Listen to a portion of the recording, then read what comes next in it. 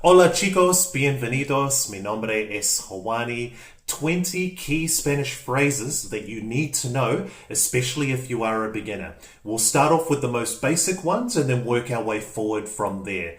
El número uno, the most common way to say what your name is in my experience in Spanish, which is me llamo. Me llamo. Por ejemplo, me llamo Hawani. Me llamo Hawani. My name is Hawani. El número dos, we all know how to say ¿Cómo estás? How are you? However, a good alternative to that is ¿Cómo vas? ¿Cómo vas? Which is a very common way in Spanish to say how are you going? So if you want to mix it up a little bit, instead of saying ¿Cómo estás? You can say ¿Cómo vas? And just a quick reminder, remember the V sound in Spanish is kind of similar to a light B in English.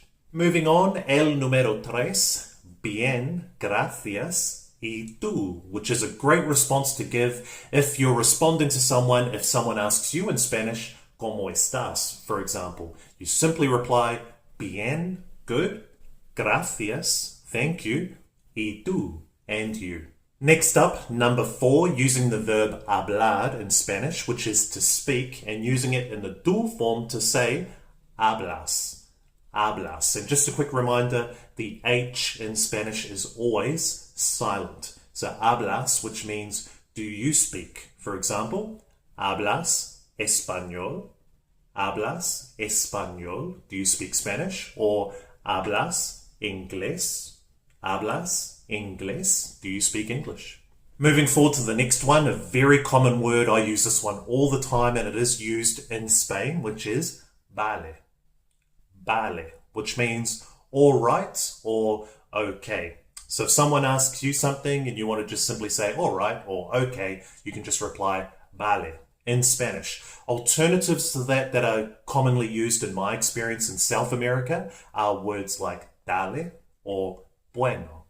Moving on to the next one, a very useful question, especially when you meet someone new in Spanish, which is ¿De dónde eres? ¿De dónde eres? Which is where are you from?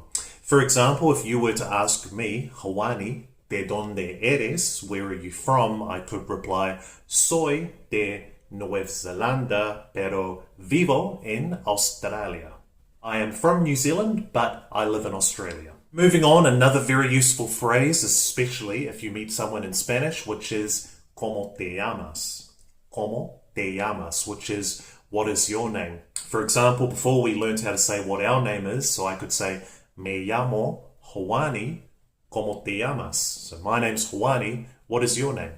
Moving on to number 8, this phrase is very common in my experience in Spanish, which is más o menos. Más o menos, which means more or less. In my experience, at least in New Zealand and Australia, more or less is a common phrase in English, but it's not really used in this part of the world. However, in Spanish in particular, this is a very common phrase. You hear it all the time, más o menos. Nice work so far, everyone. We're almost halfway through already. The next one is very common. Common way to say goodbye or see you later in Spanish, which is nos vemos. Nos vemos. If you want to add on to that, if you know particularly exactly when you're going to see the other person next, you can add on to it and say nos vemos mañana. Nos vemos mañana. So see you tomorrow. Or nos vemos el sábado. Nos vemos el sábado. See you on Saturday. Next up, no entiendo. No entiendo. You'll use this one a lot, so get comfortable with saying this one, which means I don't understand. So if someone says something, if they speak really fast, which is quite common in Spanish, or if you just simply don't understand what they're saying at all, if you don't recognize the exact words that they're using, you can simply say no entiendo. I don't understand. Now, no entiendo is a good segue leading into the next one, which is puedes repetirlo, por favor. Puedes repetirlo, por favor, which means can you repeat it, please? For example, if someone asks you or someone says something to you in Spanish and you simply have no idea what they're saying, you could reply, no entiendo, no hablo español muy bien, puedes repetirlo, por favor. No entiendo, no hablo español muy bien, puedes repetirlo, por favor. I don't understand. I don't speak Spanish very well. Can you repeat it, please? Before we move on to the next one, everyone, just a simple reminder, if you are getting any value from these videos, I would really appreciate it if you'd hit that like button, and if you haven't already, please consider subscribing. Next up, a very useful word in Spanish. You'll hear this one all the time and you'll use it all the time. Quiero. Quiero, which means I want, using the verb querer, to want. This one is a really useful one, obviously, as it is in English. For example, quiero ir a la playa. Quiero ir a la playa. I want to go to the beach. But the reason why I love quiero is because it's a really useful word to also use when you're ordering food in Spanish. So say, for example, if you go to a cafe or a restaurant, yes, in English, I know it would be considered a little bit rude if you were to say, I want, when you're ordering food or drinks. However, in Spanish, it's completely normal and it's used all the time and it isn't considered rude. For example, if you wanted to order something, you could say, quiero una hamburguesa. Quiero una hamburguesa. I want a hamburger. Or quiero una Coca-Cola. Quiero una Coca-Cola. I want a Coke. The next one is a very common phrase or question that's very useful to have up your sleeve, especially if you're a tourist traveling through a Spanish-speaking country, and that is, ¿Dónde está? ¿Dónde está? So where is? So if you want to ask the location of a certain place, for example, ¿Dónde está el baño? ¿Dónde está el baño? Where is the bathroom? Or ¿Dónde está la playa? ¿Dónde está la playa? Where is the beach? Next up, another very useful question to have up your sleeve when you're wanting to ask the person you're speaking to a certain question. ¿Cuál es tú? ¿Cuál es tú? So which is your is what it translates to, but again, in this particular example, try not to think about the word-for-word translations from English over to Spanish. I know it's hard, especially when you're a beginner. However, you will quickly start to realize that a lot of times, word-for-word translations from English over into Spanish don't match up.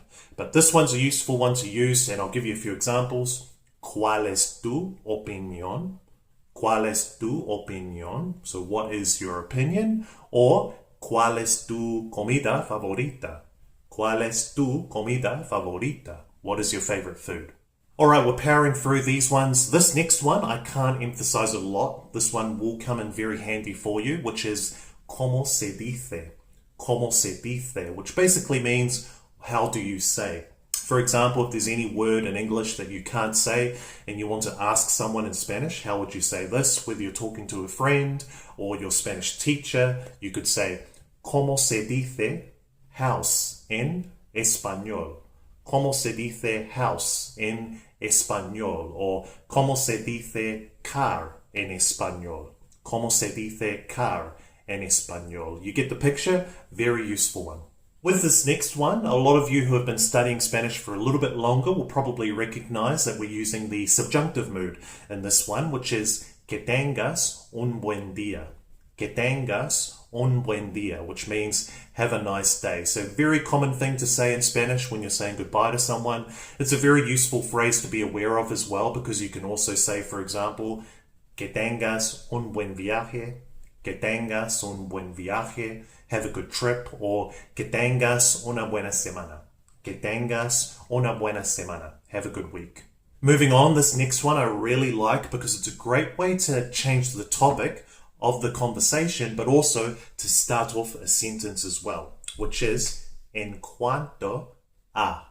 En cuanto a. So think of en cuanto a as in regards to, similar to that. For example, en cuanto a tu hijo, ¿cuántos años tiene? En cuanto a tu hijo, ¿cuántos años tiene? So in regards to your son, how old is he? Or, en cuanto a tu padre, ¿cuándo es su cumpleaños? En cuanto a tu padre, ¿cuándo es su cumpleaños? So in regards to your dad, when is his birthday? Moving on to number 18, this construction is extremely useful, which is tengo que plus another verb in its infinitive form to express an obligation that you have to do. For example, tengo que estudiar esta noche. Tengo que estudiar esta noche. I have to study tonight. Or tengo que aprender español porque mi madre es de España. Tengo que aprender español porque mi madre es de España. So I have to learn Spanish because my mum is from Spain. Second to last one, another useful one that you'll use all the time whenever you don't understand a particular word or phrase that someone was saying, which is ¿qué significa eso? ¿Qué significa eso? Which means, what does that mean?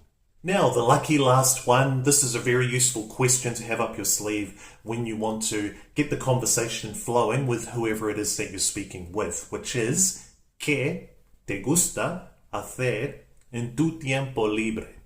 ¿Qué te gusta hacer en tu tiempo libre? Which is, what do you like to do in your free time? Nice work, everyone. I know I threw a lot of information at you right there, so if it helps, feel free to take some notes or simply watch the video over again. And of course, if you've got any questions whatsoever, please don't hesitate to leave a comment or a question in the comment section below. Besides that, I'd urge you to go out there and in the next few conversations you have in Spanish, try implementing some of these phrases, and I guarantee they will help progress your conversational skills. Apart from that though, I will see you in the next one. Hasta pronto.